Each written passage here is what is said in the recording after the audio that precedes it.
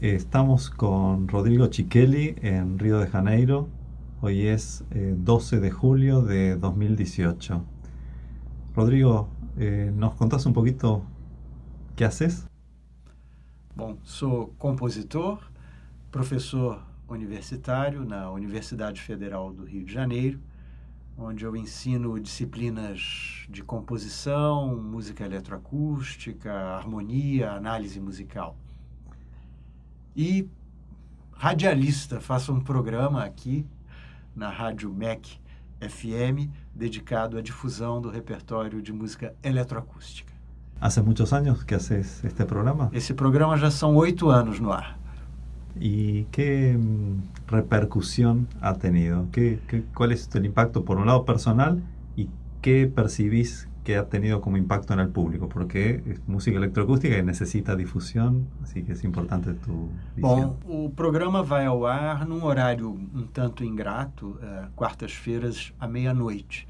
No entanto, ele foi instrumental para consolidar esse horário na rádio como um horário dedicado à inovação musical.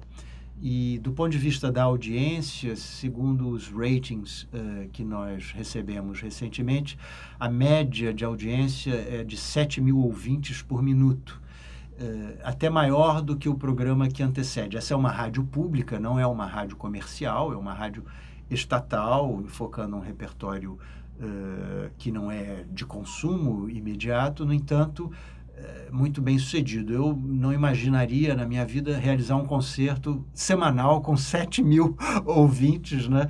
Então, a rádio, esse programa ele tem tido sucesso de colocar, né, para o público ouvinte um repertório, às vezes, tradicional, histórico da música eletroacústica, a produção mais recente, jovens compositores, visitantes internacionais que vêm aqui falar de seus trabalhos.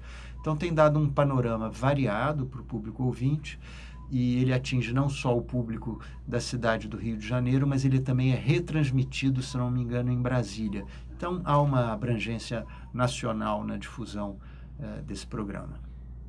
¿Cómo comenzaste a hacer música electroacústica? Eu comecei na época que eu era estudante de composição, estudante de graduação, e eu sentia a necessidade de experimentar com esses recursos eletrônicos que eu percebia que eram os recursos instrumentais do nosso tempo. Um educador brasileiro, um dos pioneiros brasileiros da música eletroacústica, Reginaldo Carvalho, ele tinha um lema: conheça a música do seu tempo para não ter que reconhecê-la amanhã como música do passado. Então, imbuído desse chamado, eu falei, eu preciso conhecer o instrumental do meu tempo, né? E acabei me especializando nessas ferramentas, fui fazer depois um doutorado na Inglaterra, uma especialização na França, nos anos 90, para justamente manipular. Minha produção tem se diversificado nos últimos anos, tenho feito menos música eletroacústica hoje, mais música vocal, música instrumental. No entanto, isso faz parte da minha constituição, do meu ser musical. Y, digamos, si tuvieses que caracterizar algunas de tus obras o por qué hiciste determinado tipo de obras electroacústicas, qué fue lo que te interesó en hacer cierto tipo de obras electroacústicas, tal vez eligiendo alguna en particular de tu O ímpeto inicial foi a busca por uma sonoridade que não fosse mediada pelo instrumento simbólico, pela notação numa partitura, lidar com o som ele mesmo. Esse foi o primeiro ímpeto. Satisfeito esse ímpeto inicial com as primeiras composições, uma delas denominada Nas Manhãs do Abismo, depois experimentando com sons eletrônicos, como na peça Arder. Depois foi a curiosidade de conjugar o som eletrônico, o som eletroacústico, com o som instrumental. E aí começam a surgir as primeiras obras mistas, como Latitudes Emaranhadas para violoncelo e eletrônica, obra que foi premiada no concurso internacional Luigi Russolo. Na mesma época, outras composições eletrônicas para sax e fita, piano e fita, enfim. Mais adiante, o interesse de fazer isso em tempo real, então as obras com interação eletrônica. Esses impulsos, eles têm na base um interesse de abertura da paleta técnica, né? A música eletroacústica, ela ainda se caracteriza, mesmo no dia de hoje, por uma necessidade de atualização da tecnologia. Talvez essa seja uma marca hoje negativa do meio eletroacústico. O compositor eletroacústico está sempre um pouco tributário do desenvolvimento tecnológico. Na medida em que essas ferramentas vão se popularizando, vão se tornando não especiais mais, né? Antigamente, para compor uma obra eletroacústica, você tinha que ir para um importante centro, uma rádio europeia, um importante centro de pesquisa no hemisfério norte. Hoje em dia, todos nós podemos fazer muita coisa, até com os nossos celulares, né? Coisas que não podíamos pensar fazer há 30 anos. Né? Quem sabe, nesse momento que essa ferramenta vai se tornando, então, banal, de certa forma, a gente possa fazer emergir mais valores sensíveis, poéticos, né, da creación musical. Y estoy recordando también tu trabajo a veces en cooperación con otros artistas, y estábamos hablando antes de la grabación de Josie de Oliveira, una pionera de la música electroacústica aquí en Brasil, e has trabajado muitas vezes com Josie. Sim. Josie, além de ser uma grande amiga, né, é alguém com quem eu tenho colaborado como flautista, né, retomei minha atividade como intérprete e tenho atuado na sua última produção, a ópera Liquid Voices, e Josie se tornou também um objeto de pesquisa para mim na universidade, um de meus projetos de pesquisa sobre a obra de Josie de Oliveira, e eu acabei de publicar uma coletânea de estudos que organizei em conjunto com o musicólogo Manuel Corrêa do Lago sobre a obra de Josie de Oliveira. Trata-se do livro Leituras de Josie. Josie é alguém que sempre escreveu muito sobre a própria obra e sobre a relação dela com figuras-chave da música no século XX, Stockhausen, Berio, Stravinsky, né? Ela tem agora uma obra que esmiuça a sua produção por diversos especialistas, filósofos, musicólogos, colaboradores, intérpretes, cantores, né? E nós organizamos esse trabalho em torno da obra dela. Y me gustaría preguntarte también, como compositor que tiene una trayectoria larga, importante, por un lado, ¿cómo ves la composición con nuevos medios, la composición electroacústica en Brasil? Y bueno, e depois te hago a outra.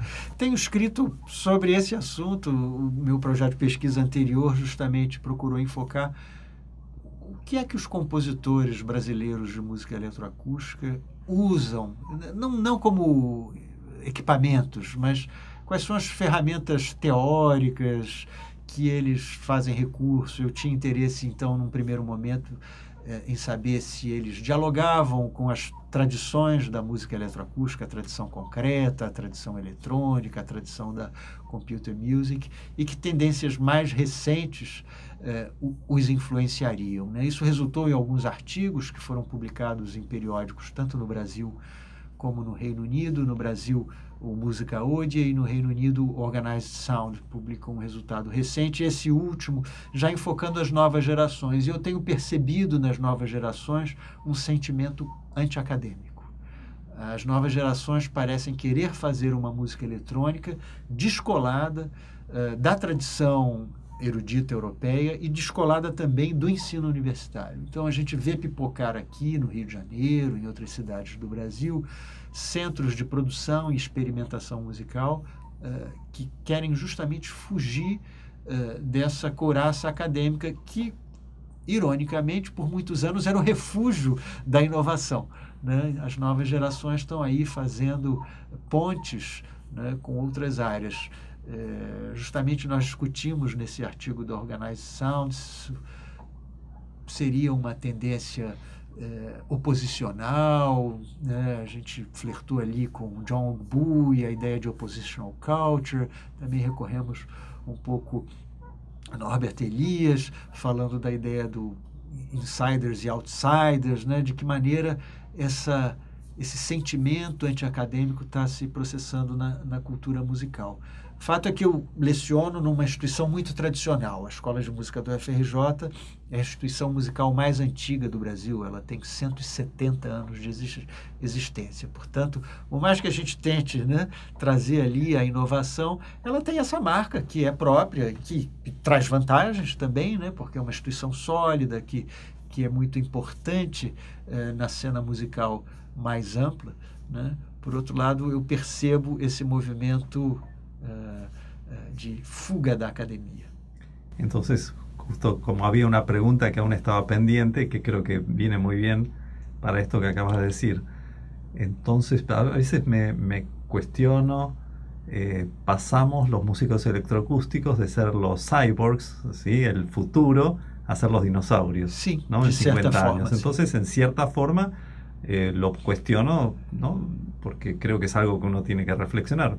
Esperábamos hace años hacer la música del futuro, de golpe los años pasaron, no se convirtió en la música del futuro. Entonces, tal vez si tenés alguna reflexión o lo que quieras compartir sobre por qué hacer música electroacústica hoy, o por qué te interesa o no la música electroacústica hoy. Eu acho que nossa geração foi muito marcada justamente, quando eu citei o Reginaldo Carvalho, né, por esse sentimento histórico, de uma necessidade histórica. O que eu percebo nos dias de hoje é que esse sentimento já não é tão forte, né? E na medida em que essas ferramentas também se tornam mais corriqueiras no dia a dia, não são objetos voadores não identificados, né? Eu acho que isso permite também que o indivíduo se encontre com ele mesmo e com suas próprias inclinações. Uma coisa que eu tenho dito aos meus alunos, às vezes de uma maneira até provocativa, é: soltem a franga, né? Não fiquem preocupados em se adequar a ditames históricos e estéticos. Sejam você mesmos, busquem dentro de vocês a sua inclinação, apostem nisso. Isso é uma coisa que eu aprendi também com o escritor brasileiro do século XIX, Machado de Assis. Ele tem um conto sensacional chamado Um Homem Célebre. Trata da história de um compositor que aspira a produzir uma página de partitura que fosse meritosa o suficiente para participar de um compêndio que ia de Bach a Schumann. Mas esse compositor nunca conseguia fazer nada de original ou de criativo. Ele estava sempre imitando os grandes mestres que ele idolatrava. Mas, de vez em quando, ele era tomado por um espírito e ele compunha polcas. Polcas, na época, eram peças populares, dançantes, mas polcas geniais, fantásticas, e ele fazia isso com facilidade, com fluência. O problema é que ele não convivia bem com isso. Ele rejeitava aquilo que ele fazia tão bem, de maneira tão autônoma, e porque o que ele queria era a pretensão de participar desse grande panteão europeu. Ele morre mal, como todo personagem de Machado de Assis, mas a mensagem que Machado de Assis deixa, na minha interpretação, é: descubra qual é a sua polca, né, e conviva bem com isso para ser um criador feliz, positivo.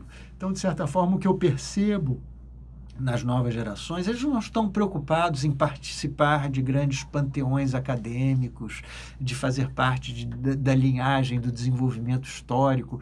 Eles estão ali interessados em dialogar com seus colegas, se encontrar em pequenos centros de música experimental e expressar-se de alguma maneira por meio do som, né? Esse é o fenômeno que eu identifico com mais clareza hoje em dia. Muchas gracias, Rodrigo. Estamos en la Radio MEC, en Río de Janeiro, en Brasil. Así que te agradezco muchísimo la entrevista. Hasta muy pronto. Chao.